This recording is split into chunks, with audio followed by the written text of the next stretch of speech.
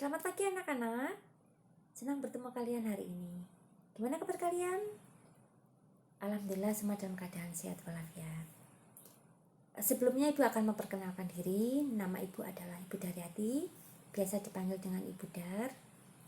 Di sini Ibu akan menggantikan sementara Bapak Saridal Mustaqim sebagai guru PJOK, yaitu Pendidikan Jasmani Olahraga dan Kesehatan, karena beliau sedang berhalangan hadir.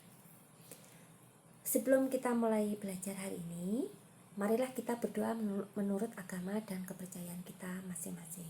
Berdoa, mulai.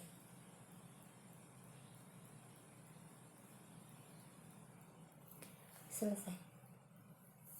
Baiklah anak-anak, sambil mendengarkan Ibu menjelaskan, kalian bisa sambil membuka buku LKS kalian, halaman 5-6.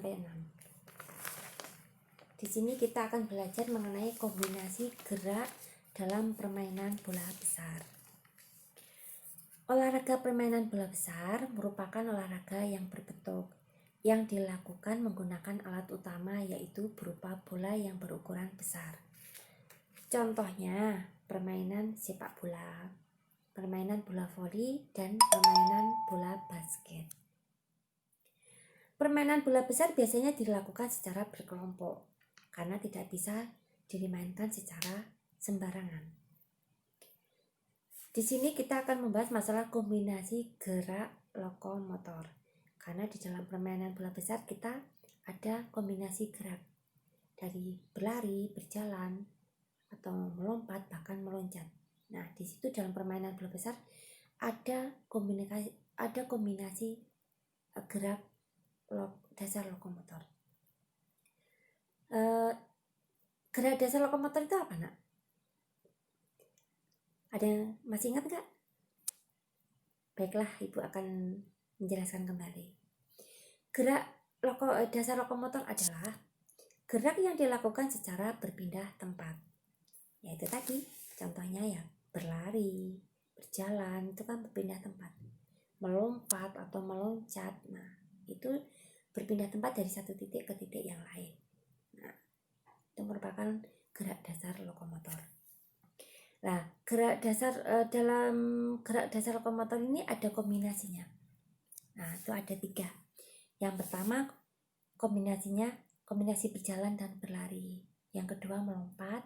Yang ketiga yaitu kombinasi berjalan, berlari, dan melompat. Berjalan itu apa?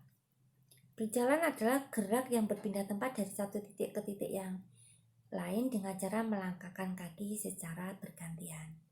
Kalau berlari, melangkahkan kaki secara bergantian dengan cepat dengan posisi melayang di tanah. Nah, jadi bedanya antara berjalan dan berlari itu terletak pada kecepatannya.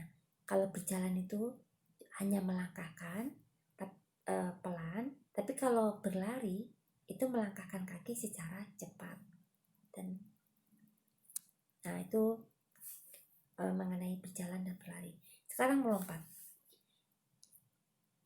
Melompat adalah gerakan yang menolakkan kaki ke tanah sehingga seluruh bagian tubuh bergerak ke atas.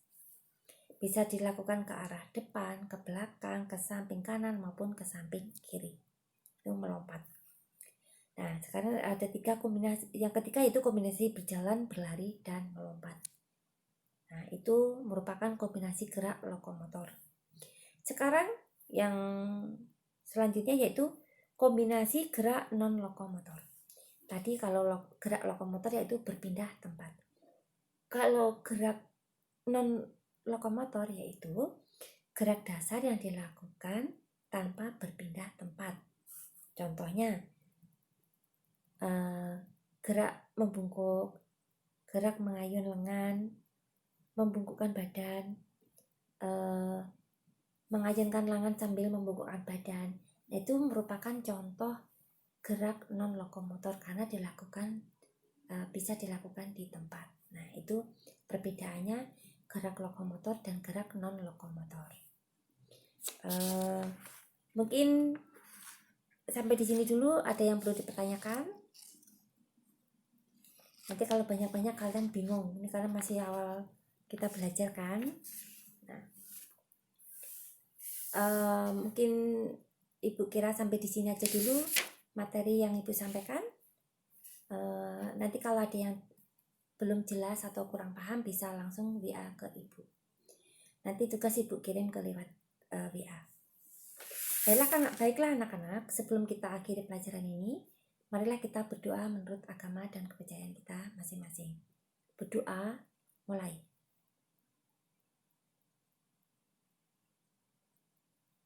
Selesai. Baiklah anak-anak, mungkin sampai di sini dulu belajar kita hari ini. Semoga bermanfaat. Sampai ketemu minggu depan. Terima kasih, selamat pagi.